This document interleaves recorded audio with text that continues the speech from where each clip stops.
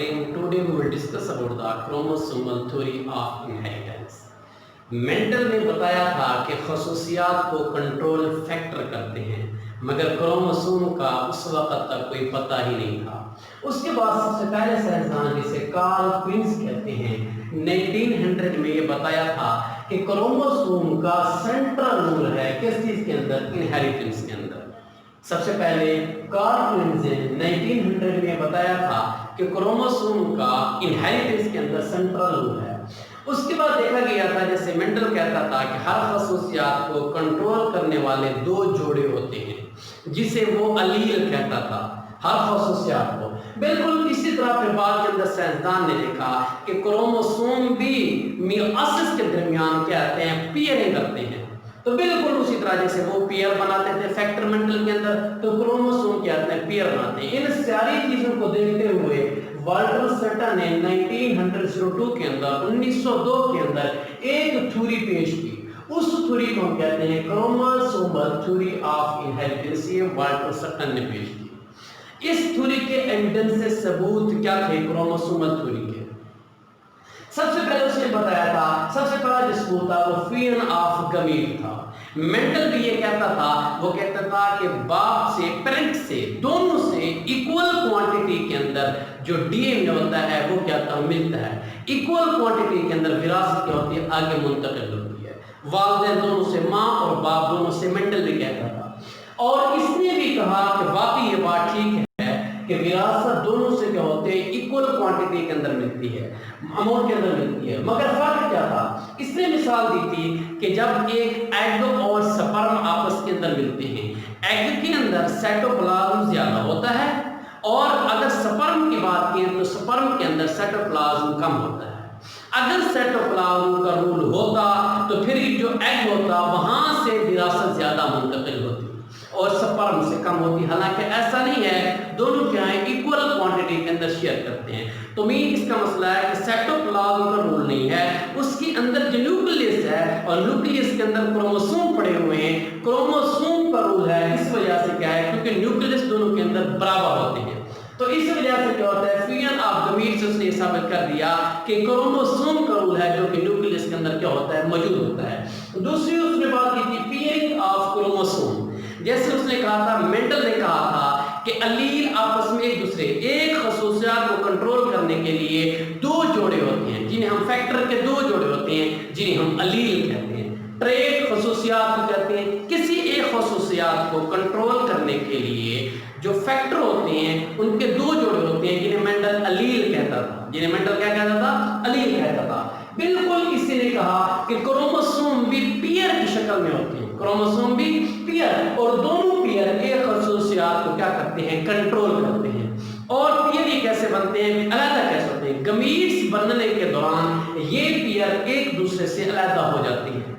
जैसे इंसान के अंदर 23 पेयर होते हैं, 46 क्रोमोसोम होते हैं, मगर जब गमीट्स बन रहे होते हैं तो ये पेयर जो होते हैं क्रोमोसोम अलग अलग हो जाते हैं। फिर उसके बाद ये पेयरिंग बनती है।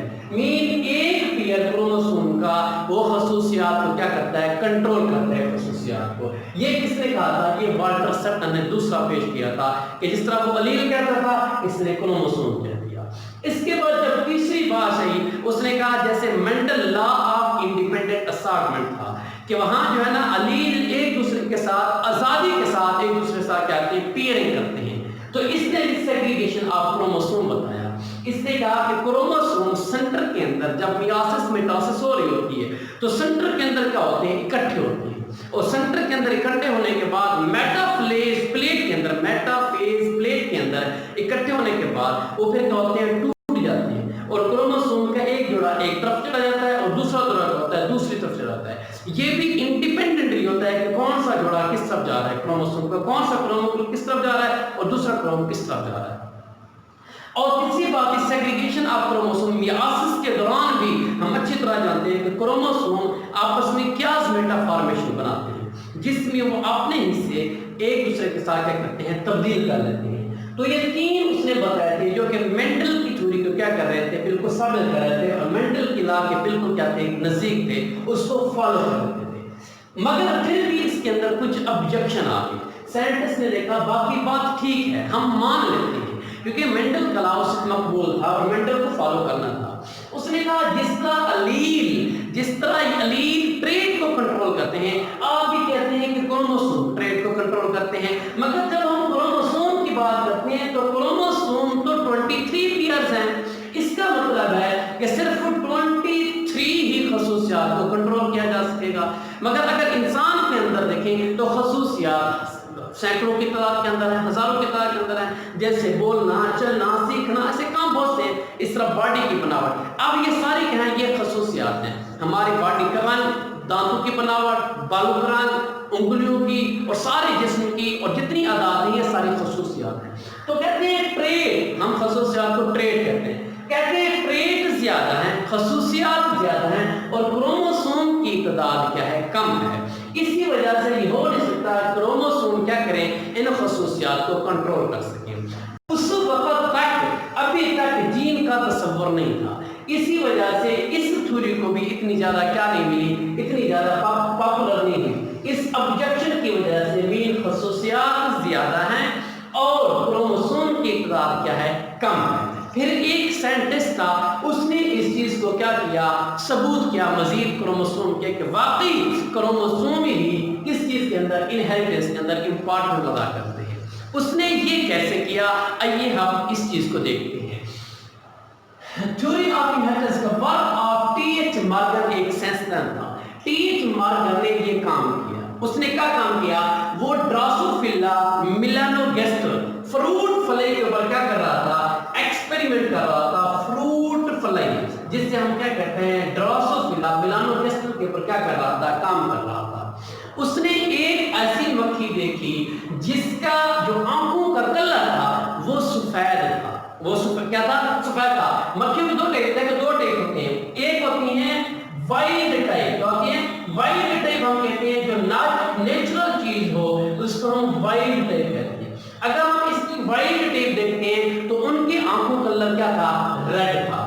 مگر اس نے جو دیکھی وہ میوٹنٹ تھی. میوٹنٹ کہتے ہیں تبدیلی کو، کہ اس کی آنکھوں کا کلر کیا تھا؟ وہ تھا وائٹ تھا. میوٹنٹ کا کیا تھا؟ وائٹ تھا. اور وائلڈ ٹائپ کا کیا تھا؟ ریڈ تھا. یہ کس نے نوٹ کیا تھا؟ یہ ٹی ایچ مارگن نے دیکھا تھا. جب اس نے میوٹنٹ دیکھی جس کا آنکھوں کا کلر کیا تھا؟ وائٹ تھا، تو اس نے وہ وائٹ جو میل آئی تھی، اور دوسری بات ہے کہ وہ میل تھی. وہ کیا تھی؟ وائٹ اس نے دیکھی تھی، وہ میل تھی جو میوٹنٹ تھی، جس کی آنکھوں کا کلر وائٹ تھا. میوٹنٹ اور وہ میل، ایک مکھی اس نے دیکھی. اس کا اس نے کراس کرا دیا کس کے ساتھ؟ جو ریڈ آئی جن کی آنکھیں تھیں ان کے ساتھ اس نے کیا کرایا؟ کراس کرایا. مگر ایک بات سوچنے کی، اور اس نے جب اس نے کراس کیا پھر اس کے بعد F1 جنریشن ہے، یہ پیرنٹ تھے دونوں. یہ وائٹ آئی تھی جس کی آنکھیں، اور اس کی کیا تھی؟ ریڈ آئی تھی. انہوں نے کیا کر دیا؟ اس کو کراس کر دیا. اس کی جتنی بھی جنریشن آئی ساری جنریشن کیا تھی؟ وہ مکمل طور پہ کیا تھی؟ ریڈ تھی. مکمل طور کیا تھی؟ وہ ساروں کی آنکھیں کیا تھی؟ ریڈ آئی تھی، جو F1 جنریشن کے اندر اس نے دیکھی تھی. اب اس نے جو F2 جنریشن کے اندر دیکھی تھی، F2 کے اندر جنریشن کے اندر جو انہیں ملا تھا وہ 3:1 ریشو نہیں تھی. جو مینڈل کہتا تھا 3:1 ریشو وہ نہیں تھی، بلکہ کیا تھا کہ 18% انہیں میل ملے تھے. کتنے پرسنٹ؟ 18% انہیں میل ملے تھے. باقی ساری جتنی بھی تھی یعنی 82% وہ کیا تھی؟ وہ ساری کیا تھی؟ فیمیل تھی. وہ ساری کیا تھی؟ فیمیل تھی. کتنی میل ملی تھی؟ صرف 18% انہیں میل ملی تھی. حالانکہ ریشو کیسا ہونا چاہیے تھا؟ 18% جو میل ملے تھے وہ وائٹ تھے. سوری کیا تھے؟ وہ وائٹ تھے. باقی 82% جتنے ملے تھے وہ کیا تھے؟ وہ ریڈ تھے. وہ کیا تھے؟ ریڈ تھے. اس کے اندر میل بھی تھے، فیمیل بھی تھے. مگر یہ جو 18% ملے تھے یہ وائٹ آئی رکھتے تھے اور وہ صرف اور صرف میل تھے. صرف اور صرف. ایک تو یہ بات ہے کہ 3:1 ریشو کے مطابق یہاں جو وائٹ آئی والے میل یا فیمیل دونوں تھے ان کی تعداد 25% آنی تھی، اور یہ جو ریڈ والے تھے ان کی تعداد 75% آنی تھی. مگر یہ تبدیل ہوگی، 18 ہوگی اور 82 ہوگی. ایک یعنی کہ ریشو صحیح نہیں تھی. اور دوسری بات اگر ہم دیکھیں تو وہ کہتے ہیں جتنے بھی تھے 18% وہ سارے میل تھے، حالانکہ فیمیل بھی ہونی چاہیے تھی. فیمیل کیوں نہیں؟ سارے میل کیوں آ گئے؟ سارے میل کیوں آ گئے؟ ہم تھوڑا سا اس کا کلاس کرتے ہیں، کلاس آپ کو سمجھاتے ہیں. یہ جو سبز رنگ کا آپ کو یہ نظر